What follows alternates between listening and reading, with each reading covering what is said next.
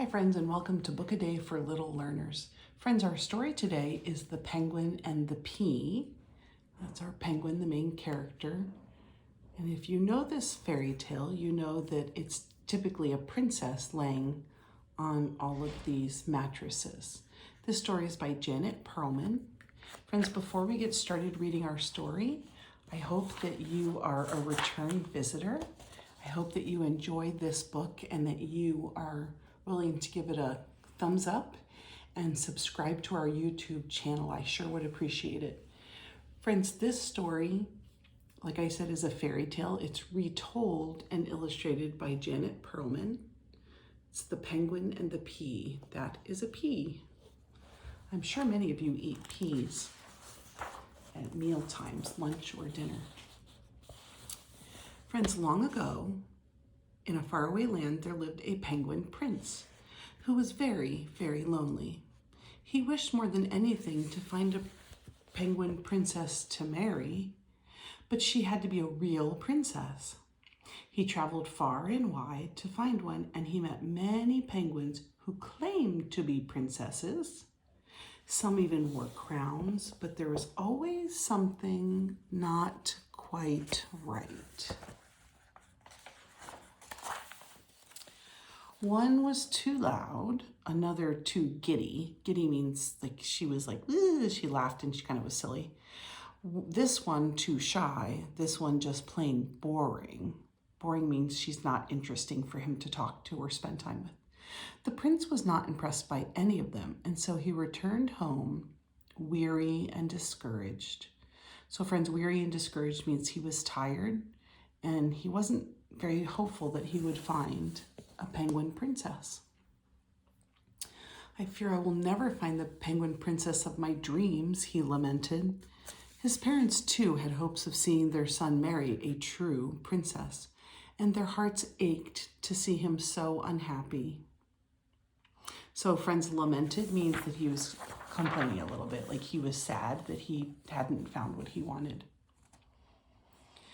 One night, there was a terrible storm. Lightning flashed on the castle walls, and the wind howled through the trees. The rain came down in torrents, flooding the courtyard. Suddenly, there was a loud banging at the castle gate. Who could be out on such a night? The old king went himself to see. Friends, there's the penguin. Oh, there's the king going out to see. Who's knocking on the gate? Who is that? Who could that be? Friends, have you ever been in a rainstorm where it rained that heavily? I have. Where I live now, it rains a lot.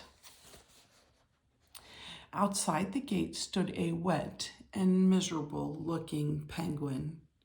Her carriage had broken down, and she was seeking shelter from the storm. She claimed to be a princess, but what a dreadful sight she was. Rain streamed from her beak, and her feathers were all matted. Her clothes were in tatters, and her crown was caked with mud. Yet she insisted that she was a real princess. The king invited the shivering penguin in to dry off and stay for the night. The princess shook the rain and mud from her clothes and feathers as best she could. When she removed her grubby rain flippers, enough water gushed out to make a puddle in the entranceway. Ooh, she's making a mess, friends. The entranceway is the area right by the front door of your house. The old queen pursed her beak disapprovingly at their bedraggled guest. She does not look like a princess to me, she said to the king.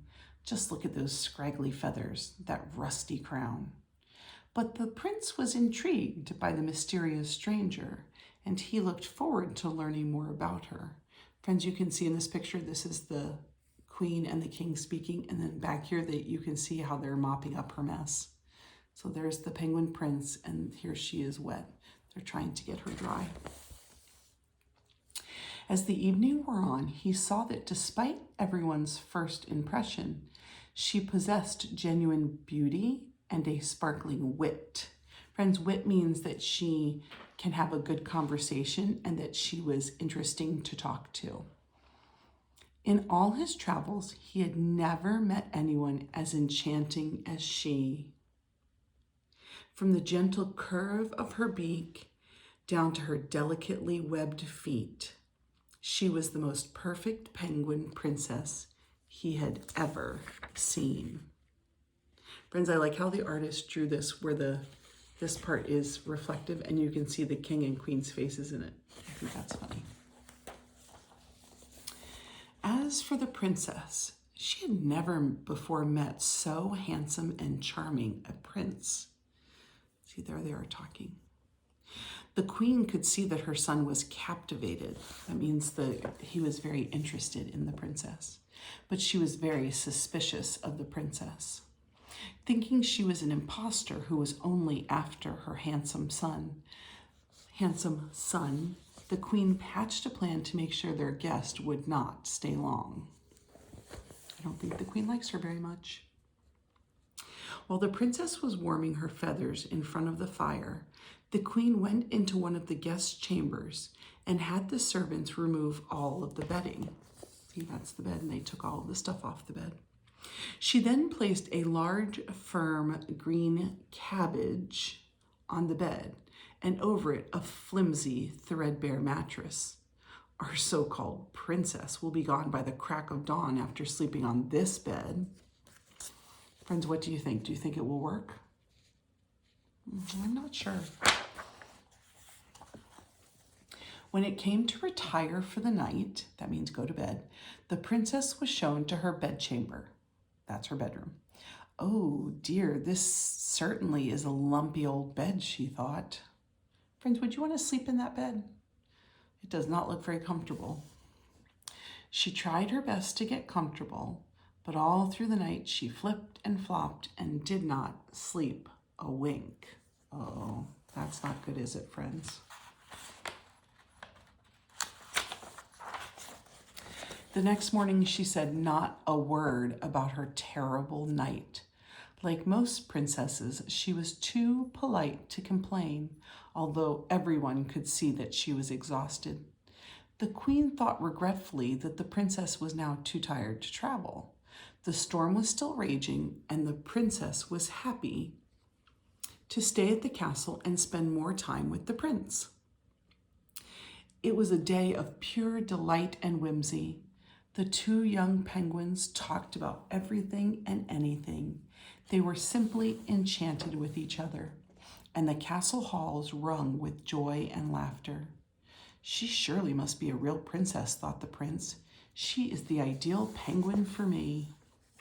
Look at all the things they did, friends. They played music together. They danced together. They played together.